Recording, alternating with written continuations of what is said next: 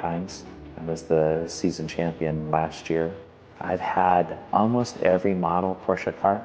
This car is the basis for the 996 Cup car when they produced it in 2004.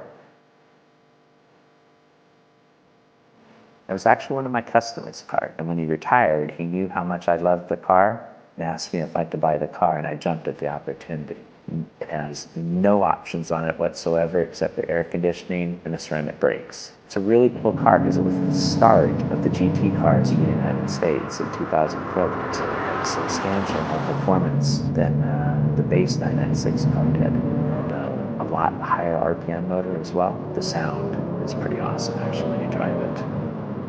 It's very raw. There's no traction control at all. None. If you're not careful how you drive it, it definitely will try and get away from you. The power comes on pretty abruptly. It's a fun car to drive. It has a lot more oversteer in it than the other cars, the regular 996s. But this has a little more firm suspension, a little more precise on the steering input, and a lot more power, and like I said, the sound. That's the really great thing about this. You shift above 8,000 RPMs, it sounds awesome to drive.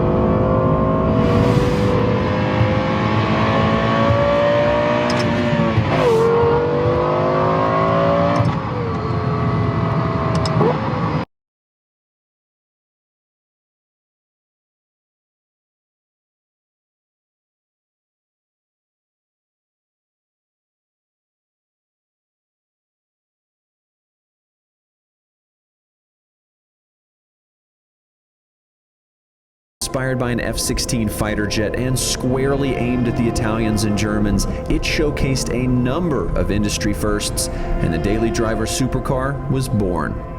Sexy, powerful, and rare, the NSX was an instant icon. But Honda did very little to update it over its 15-year run, and in 2005, the NSX simply disappeared.